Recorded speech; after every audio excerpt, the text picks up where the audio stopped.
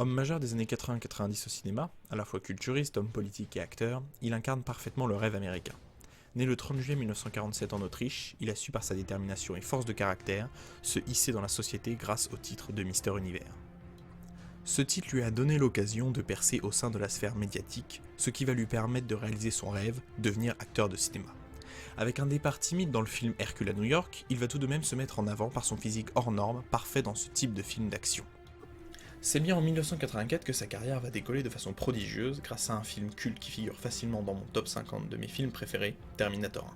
Vous avez donc compris, aujourd'hui on zoome sur la carrière d'Arnold Schwarzenegger. Élevé dans une famille très stricte avec un père porté sur l'alcool, Schwarzy connaît une enfance compliquée, qui tourne autour de la violence, de la pauvreté et d'une inégalité de traitement entre son demi-frère et lui-même. Cependant, contrairement à celui-ci qui devient dépressif et alcoolique, Arnold rêve de partir de son milieu et de ses propres mots, devenir quelqu'un. C'est en 1961, à 14 ans, en achetant un magazine à propos de Reg Park, ancien culturiste britannique qui s'est reconverti en tant qu'acteur, qu'il trouve sa voie. Il le prend comme modèle et va persévérer dans la voie du culturisme, décision qu'il prend à l'encontre de ses parents. Il n'arrive que deuxième à sa première participation au concours de Mister Univers en amateur, mais repart malgré tout de cette compétition avec le surnom de chêne autrichien et une entrée dans le culturisme prometteuse. Il finit par remporter son premier titre de Mister Univers en amateur en 1967 à Londres, devenant le plus jeune Mister Univers de l'histoire à seulement 20 ans.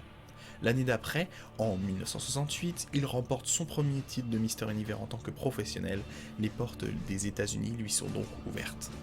À partir des années 70, il finit par accéder à son deuxième rêve. Sa carrière d'acteur de cinéma démarre avec le film Hercule à New York en 1970, réalisé par Arthur Alan Seidelman. Cependant, même si ce film a l'air d'être taillé pour lui, étant donné qu'il en a le rôle éponyme et qu'il a bien évidemment le physique parfait pour le rôle, le film reste très décevant.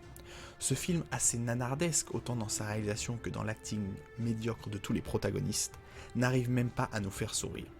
Ceci peut être bien évidemment expliqué par le fait que ce rôle était la toute première expérience de la scène pour Schwarzenegger, et que sa voix fut entièrement doublée pour pallier à son fort accent autrichien. Pourtant, loin de se décourager, il enchaîne quelques projets filmiques sans intérêt, comme Arnold le Magnifique en 1977, et attend son heure de gloire en prenant des cours de théâtre et d'anglais. C'est en 1982 que sa carrière et ses efforts finissent par payer, avec son premier rôle marquant à l'écran, dans le film Conan le Barbare, où il incarne le barbare susnommé. Ce film, réalisé par John Milius, est le quatrième long métrage du réalisateur. Il y adapte plutôt librement l'œuvre de Robert Howard. Schwarzy y incarne le rôle de Conan, un redoutable guerrier de l'âge iborien, une époque inventée par l'auteur qui se situerait bien avant notre âge. Conan, ancien esclave, part dans une quête de vengeance après la mort de son père. Il rencontre sur son chemin plusieurs personnages qui l'aideront dans sa quête de rédemption. Je trouve ce film encore maintenant très bon, même si vous trouverez sans doute aujourd'hui certains décors datés. Il reste un bon film de divertissement qui montre dorénavant que Schwarzenegger a un certain talent pour l'acting. Il joue après dans la suite Conan le Destructeur, qui n'arrive malheureusement pas au niveau du premier volet. L'ajout d'un côté humoristique y est mal dosé, l'intrigue est mal ficelée, le but des protagonistes y est mal identifiable, et le film a déçu de nombreux spectateurs. C'est en 1984 que le film le plus culte de sa filmographie va consacrer Schwarzenegger comme superstar d'action et Cameron comme réalisateur d'exception. Je parle bien évidemment de Terminator 1 qui va façonner toute l'image de Schwarzy. Avec un budget de seulement 6 millions de dollars, soit 10 millions de moins que Conan le Barbare, Cameron va réaliser un des films d'action les plus cultes du cinéma. Schwarzenegger, grâce à ce film, rejoint les plus grands acteurs d'action comme Bruce Willis ou Sylvester Stallone. Alors qu'il prononce moins de 100 mots durant le film, je trouve néanmoins qu'il interprète parfaitement le Terminator dans cette menace perpétuelle et constante. Un rôle que l'on pourrait rapprocher dans un autre registre de celui de Michael Myers dans Halloween, une menace imposante physiquement, qui te poursuit perpétuellement, dont la présence est oppressante et surtout une menace qui semble inarrêtable et inéluctable. 3 autres films ont pour moi marqué sa carrière. Predator et Total Recall d'abord, qui ont amené Schwarzenegger dans 2 autres registres plus classiques, en militaire dans Predator, où il n'est plus la menace mais l'affronte, et qui est un excellent film d'action que je recommande chaudement à tout fan de divertissement, et dans un registre plus classique de la SF dans Total Recall, où il peut plus librement laisser ses talents d'acteur s'exprimer devant la caméra, puisqu'il peut évoluer dans un rôle plus social. Mais c'est en 1991 qu'arrive mon film d'action préféré. Encore réalisé par James Cameron, Terminator 2 Le Jugement Dernier bénéficie d'un budget de 102 millions de dollars. Cameron peut enfin laisser les effets pratiques qui avaient mal vieilli dans Terminator 1 et passer aux effets numériques bien plus convaincants.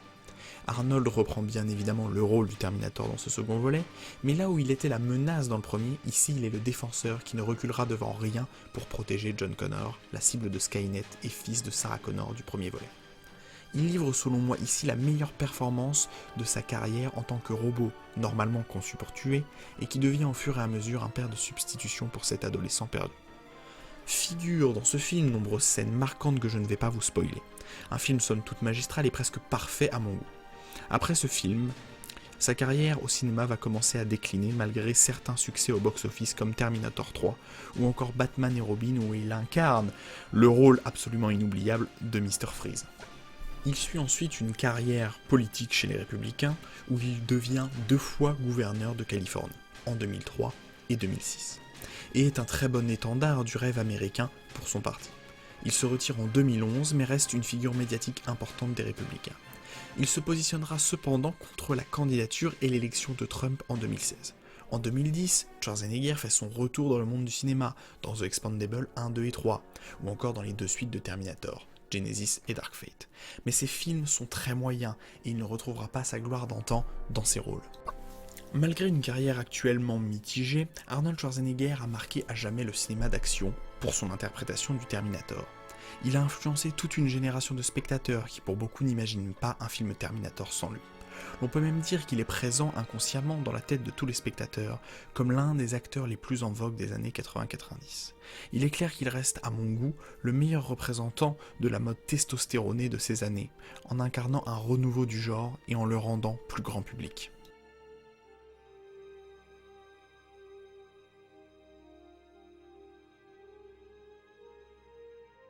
Merci de m'avoir écouté. Si cette vidéo vous a plu, vous pouvez mettre un pouce bleu, vous abonner et partager cette vidéo avec vos amis et votre famille.